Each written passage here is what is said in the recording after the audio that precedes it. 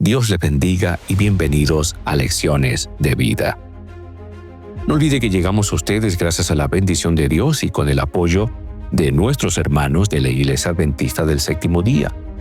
En la dirección general está nuestra amiga y hermana Andreina Muñoz y en el control técnico nuestro amigo y hermano Alan Tobar y quien les habla, un servidor, Dani Zambrano. Bienvenidos una vez más a Lecciones de Vida. Somos Vida 104.1 FM. Es un gusto el volver a saludarles, el volver a compartir juntos el estudio de la palabra de Dios. Recuerde que nuestra próxima cita será entonces el día domingo 16 de febrero, cuando iniciaremos con el estudio de nuestra lección número 8, que lleva como título Libre Albedrío, Amor y Providencia Divina. Y una vez más, entonces ahora será más énfasis en este punto muy interesante, que en el contexto del amor y la justicia, pues definitivamente no nos lleva a entender que debemos de escoger siempre lo mejor. En el contexto de reavivados por su palabra, no lo olvide, nos corresponde la lectura para hoy de Segunda de Timoteo, capítulo número 3. Segunda de Timoteo, capítulo número 3. Vamos a orar para iniciar nuestro estudio.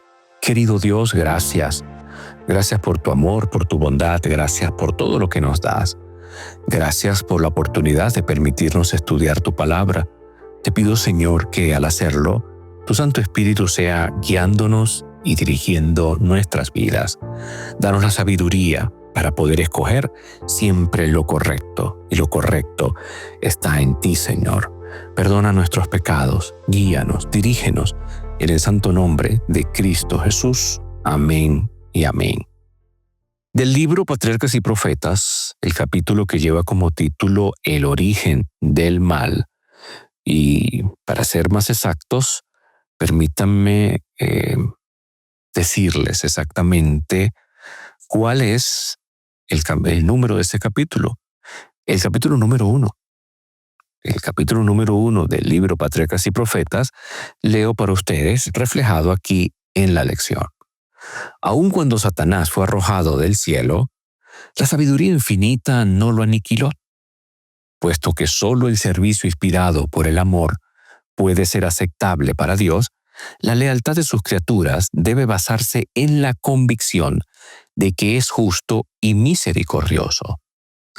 Por no estar los habitantes del cielo y los del mundo preparados para entender la naturaleza o las consecuencias del pecado, no podrían haber discernido la justicia de Dios en la destrucción de Satanás. Repito esta frase. Por no estar los habitantes del cielo y de los mundos preparados para entender la naturaleza o las consecuencias del pecado, no podrían haber discernido la justicia de Dios en la destrucción de Satanás. Si se lo hubieran suprimido inmediatamente, algunos habrían servido a Dios por temor, más bien que por amor. La influencia del engañador no habría sido anulada totalmente ni se habría extirpado por completo el espíritu de rebelión.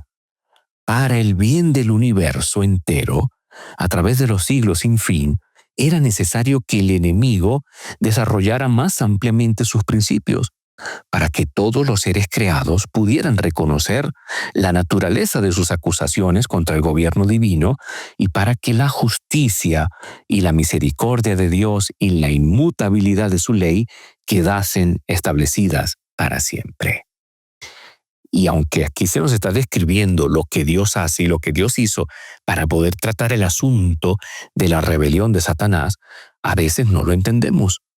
Y a veces como Job queremos hacer preguntas, o a veces queremos hacer preguntas como alguno por allí, y Dios tiene que respondernos y decirnos, ¿por qué hablas tanto si no conoces las cosas? ¿Por qué dices cosas que no son o haces preguntas quizás fuera de contexto cuando no has entendido a plenitud lo que significa el amor de Dios, lo que significa mi voluntad, lo que es mi gracia, lo que estoy haciendo y lo que he hecho por ti?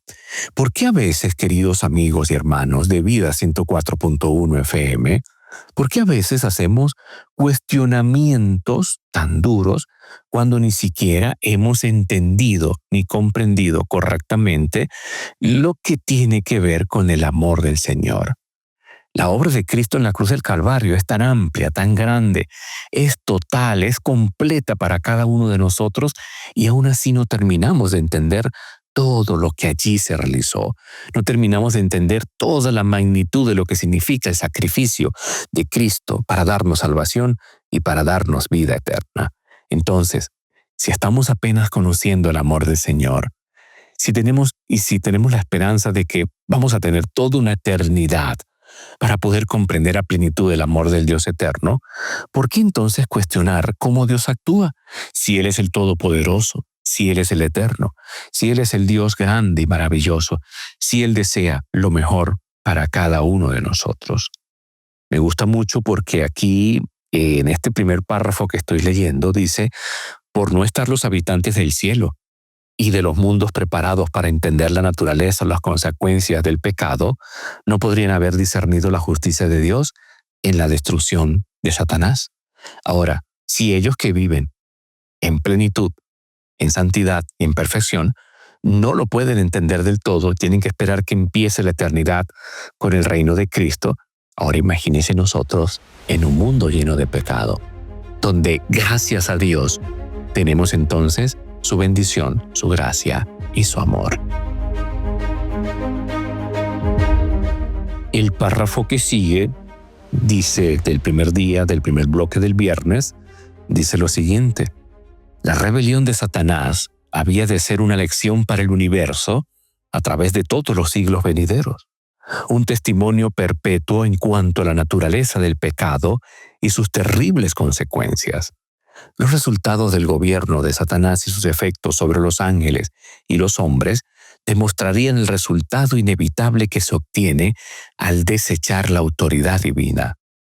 Si Dios es el que sostiene el universo, si Dios es el dador de la vida, si Dios es el que nos permite vivir, si el Señor es el que provee, si el Señor es el que nos bendice, si Él es el que nos salva, si su misericordia se renueva cada mañana, si su gracia, si su amor están allí para darnos salvación y para darnos vida eterna, ¿quiénes somos nosotros para cuestionar? Fíjense lo que aquí se nos está presentando, la rebelión del enemigo, todo este tiempo en el que Él ha mostrado su rebelión, su actuar, debe de ser una lección para el universo a través de los siglos venideros. Tiene que ser un testimonio definitivamente perpetuo en cuanto a la naturaleza del pecado y sus terribles consecuencias.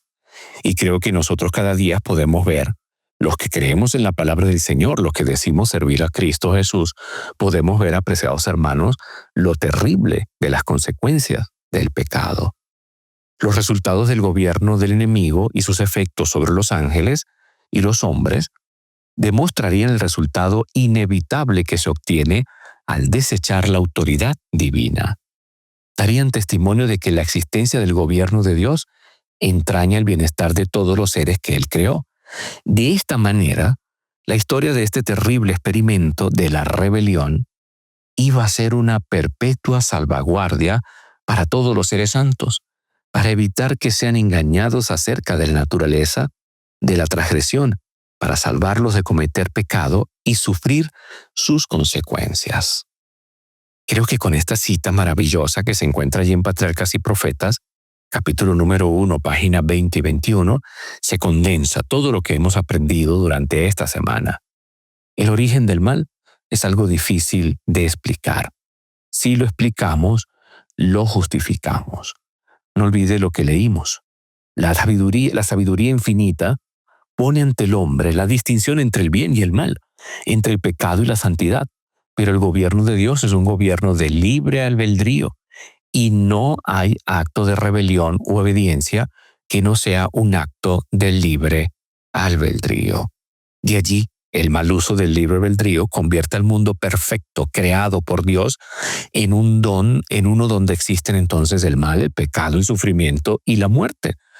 Y aunque la idea del libre albedrío mal empleada no lo explica todo acerca del problema del mal y sufrimiento, pues es una parte importante de la limitada comprensión y explicación de que somos capaces de articular en torno a este problema, al menos según lo que nos ha sido revelado por Dios.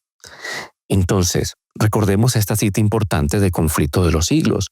Tengámosla siempre presente con nosotros. Es imposible explicar el origen del pecado y dar una razón de su existencia. Sin embargo, se puede entender suficientemente lo que atañe al origen y a la disposición final del pecado para hacer enteramente manifiesta la justicia y la benevolencia de Dios en su modo de proceder con el mal. Nada se enseña con mayor claridad en las Escrituras que el hecho de que Dios no fue en nada responsable de la aparición del pecado, de que no hubo retención arbitraria de la gracia divina, ni error alguno en el gobierno divino que diera lugar al surgimiento de la rebelión. El pecado es un intruso y no hay razón que pueda explicar su presencia. Repito, el pecado es un intruso y no hay razón que pueda explicar su presencia. Es misterioso e inexplicable. Excusarlo equivale a defenderlo. Si se pudiera encontrar alguna excusa para ello o mostrar la causa de su existencia, dejaría de ser pecado. Nuestra única definición del pecado es la que da la palabra de Dios. El pecado es transgresión de la ley, como lo dice Primera de Juan, capítulo 3, versículo número 4. Es la manifestación exterior de un principio en guerra con la gran ley del amor, que es el fundamento del gobierno divino. Y como ya lo hemos dicho durante la semana, lo correcto entonces para poder entender el origen del mal o las consecuencias que vivimos a diario es analizar el problema del mal desde el carácter amoroso de Dios. Pararnos en el amor del Señor, pararnos en su palabra, pararnos en su voluntad, no en el mal mismo. Entonces, basándonos en su carácter amoroso, podemos abordar con esperanza el difícil problema del mal, no para justificarlo, sino para centrarnos en algo más grande, a saber, la gloriosa esperanza que tenemos de que Dios enjugará toda lágrima cuando estemos allí en su reino eterno. Qué maravilloso entonces es, mis queridos hermanos, entender que por encima de todo el problema del pecado, por encima de la presencia de la maldad en este mundo, y que tenemos que reconocer nuestras limitaciones, no solamente en discernimiento, sino entender muchas cosas, tenemos esperanza de vida eterna. Entonces, reconozcamos nuestras limitaciones y acerquémonos con esperanza a la solución final que Dios da. Es decir, mantengámonos firmes en la palabra del Señor. Aunque a veces no entendamos muchas cosas, permanezcamos firmes en la palabra de Dios. Recuerde, el problema del mal y del sufrimiento definitivamente nos representan un desafío para la humanidad. Pero por encima de todo eso, se nos invita entonces a aprender a vivir confiados en el Señor, cimentados en el Señor, pidiéndole al Señor que nos ayude, pidiéndole a Dios que nos guíe en todo tiempo y en todo momento. Entonces podemos nosotros abordar el problema del mal con esperanza. Podemos estar seguros de que Dios nos va a ayudar en todo tiempo y en todo momento, y que el amor de Dios nos ayuda a abordar el problema con esperanza. Ese es el camino correcto. Gracias entonces a la Biblia, conocemos mucho acerca del origen del mal, su desarrollo en esta tierra y su final. Recuerde que Lucifer, un ángel perfecto, se rebela contra el perfecto gobierno de Dios. Consigue entonces el dominio de la tierra gracias a la transgresión de Adán y de Eva. Y tras muchos siglos de dominio, sabemos que el mal desaparecerá por fin. Pero una cosa es saber todo esto y otra muy diferente es enfrentarnos cada día cara a cara con el mal y sus terribles efectos. Esta semana hemos estudiado definitivamente un tema también que nos lleva a la reflexión. Pero vamos a recordar los puntos importantes que durante toda la semana hemos visto. Primero, hemos visto el mal desde la perspectiva humana y hemos encontrado preguntas humanas, las cuales han recibido respuestas divinas de parte del Señor. Salmo 35, versículo 17. ¿Hasta cuándo, Señor, vas a tolerar todo esto? Libra mi vida, mi única vida, de los ataques de estos leones. Muchas preguntas pueden bullir en nuestra cabeza cuando enfrentamos los resultados del mal. ¿Es correcto entonces interrogar a Dios sobre este tema?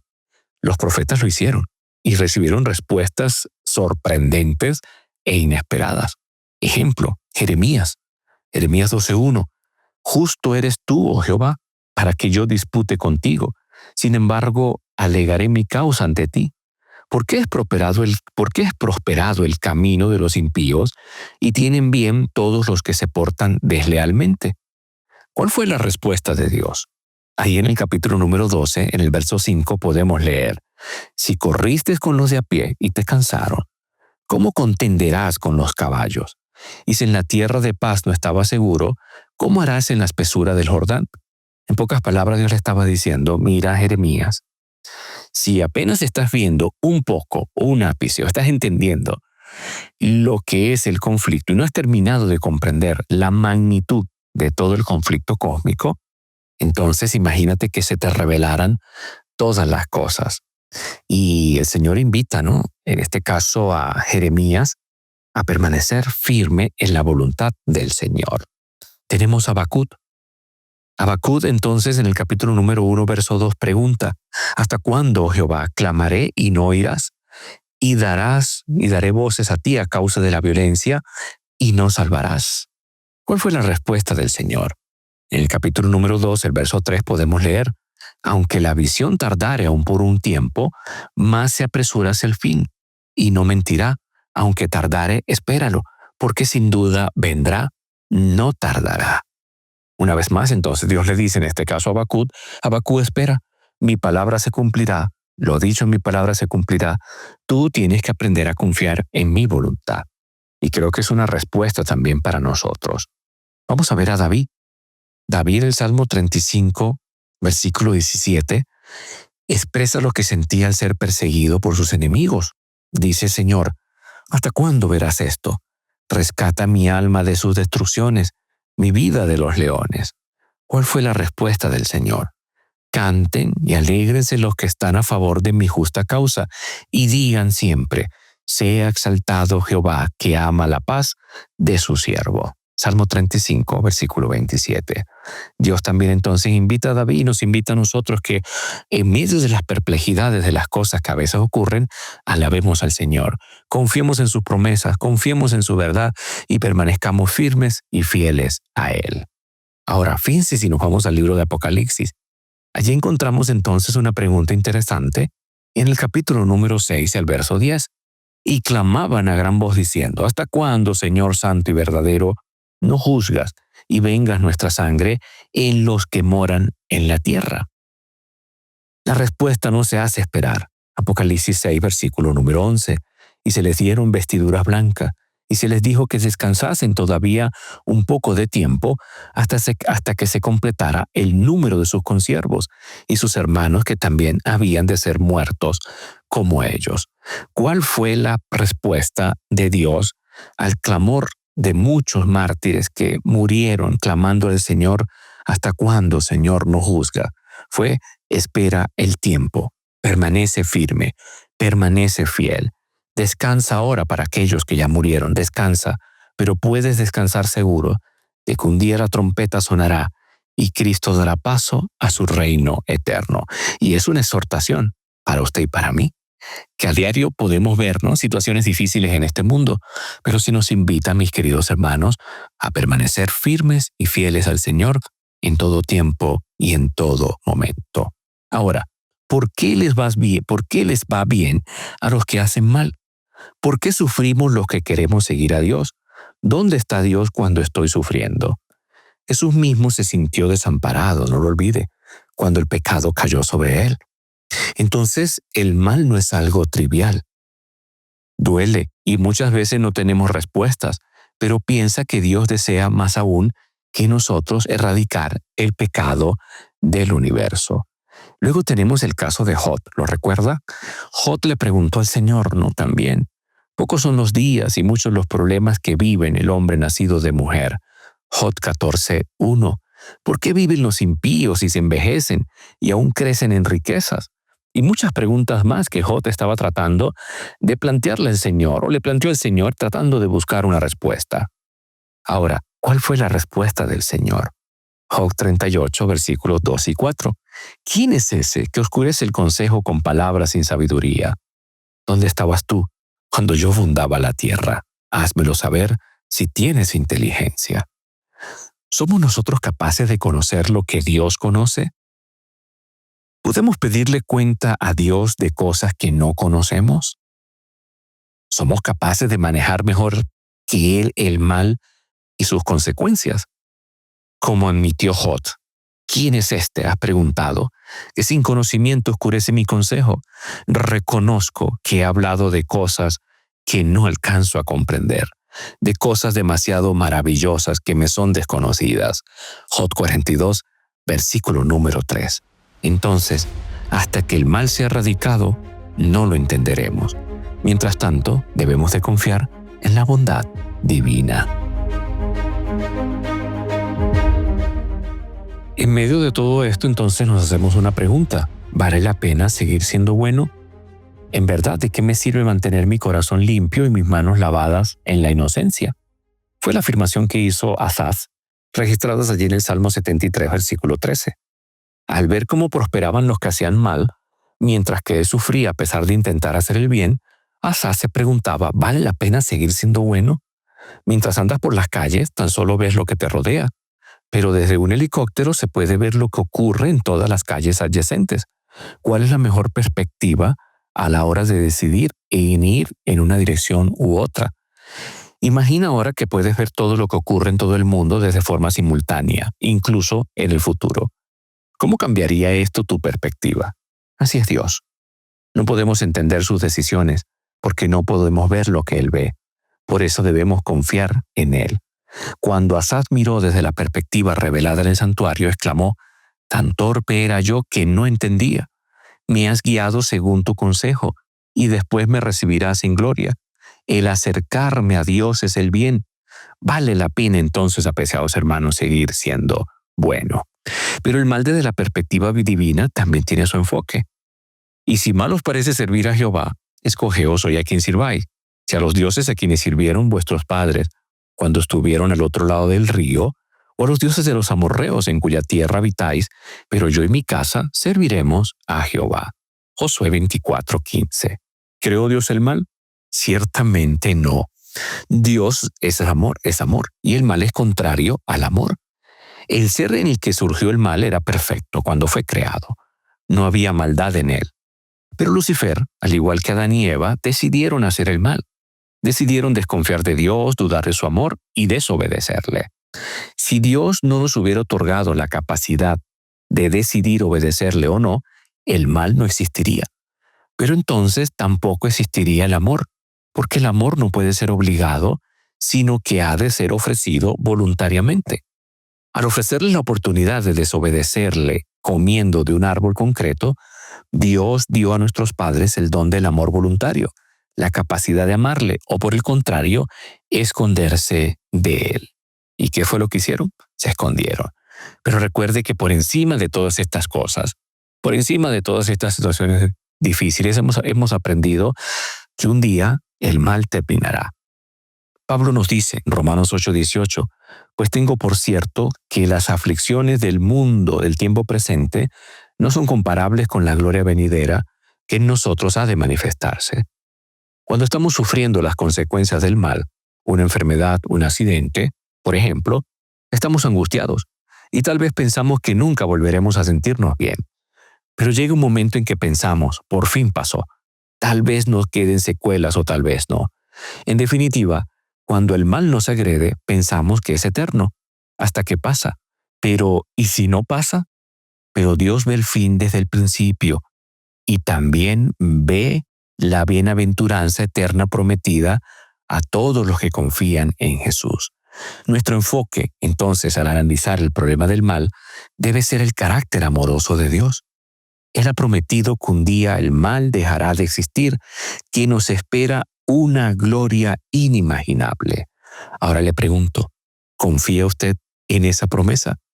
¿Confía usted en esa promesa de amor? Recuerde y no lo olvide, Dios es amor. El mal que hay en el mundo no proviene de sus manos, sino de nuestro gran adversario, cuya obra siempre ha sido depravar al hombre y debilitar y pervertir sus facultades. Pero Dios no nos ha dejado en la ruina producida por la caída. Somos suyos, su posesión adquirida. La familia humana le costó a Dios y a su Hijo Jesucristo un precio infinito. De ser así, ¿qué camino entonces vamos nosotros a escoger? Y creo que definitivamente la lección una vez más nos vuelve a recordar, la palabra de Dios una vez más nos vuelve a decir, el camino correcto es el camino trazado por el Señor. Preguntas para dialogar, tenemos 3. Teodicea es un término teológico que se refiere a la vindicación de Dios respecto del mal, pero no a la justificación del mal. Imagina que alguien redimido dijera en el cielo, ahora entiendo por qué mi familia fue torturada y asesinada ante mis ojos. Ahora sí todo tiene sentido. Gracias, Jesús. Eso es absurdo. ¿Cómo podemos llegar a entender que es Dios, no el mal, quien es finalmente vindicado en el contexto del gran conflicto? Y este punto va a ser específicamente analizado en la lección número 9. Pero por ahora, podemos nosotros comprender, mis queridos hermanos, y entender que aquí, a pesar de todos los problemas, a pesar de todas las guerras, las luchas, las enfermedades, no sé cuántos conflictos, si usted descansa en el amor del Señor, si usted descansa en la voluntad del Señor, usted puede comprender y entender que siempre hay un propósito divino y que Dios, al dar a su Hijo Jesucristo, por usted y por mí, ha hecho todo lo que nosotros ni siquiera nos imaginamos que se podía hacer. Hizo todo para que no quedara duda, para darnos el camino de la salvación. De ser así, entonces la pregunta sería, ¿por qué nosotros no confiamos en el Señor? Y cuando estemos en el cielo, no vamos a decir, ahora entiendo por qué entonces abajo pasaron tantas cosas. No, vamos a decir, ahora veo y comienzo a entender más a plenitud el amor del Señor y quiero vivir aquí, quiero seguir alabándote, Señor. Pero recuerde, tiene que empezar aquí, en este tiempo, en nuestra vida, en este contexto. ¿Te has sentido alguna vez como Job? Creo que sí, ¿verdad? Todos nosotros. ¿Te has sentido tentado a pensar que no hay explicación para tu sufrimiento o el de tus seres queridos? Creo que sí. Creo que todos nosotros nos ha pasado esto. ¿Qué podemos hacer? Confiar en el Señor. Entender que este mundo está lleno de pecado, aflicción, que vivimos un conflicto y que en medio de él, si queremos tener paz, si queremos tener consuelo, si queremos tener esperanza, necesitamos confiar plenamente en la voluntad del Señor. Y pregunta número 3, la pregunta final, dice, ¿cómo nos ayuda la confesión de Job de que hablaba de lo que no comprendía, a reflexionar sobre nuestras propias dudas? Pues es una pregunta que debe llevarnos a meditar, a pensar y debe de llevarnos a entender que definitivamente, aún en medio de cualquier situación, por muy difícil que sea, mi querido hermano, usted y yo podemos confiar plenamente en el Señor. Así que la lección de vida para hoy, para cerrar nuestra semana de estudio, es mirar a Cristo, buscar a Cristo, decidir por Cristo, decidir por Él. Ese es el camino, esa es la lección de vida. Que el Señor te bendiga.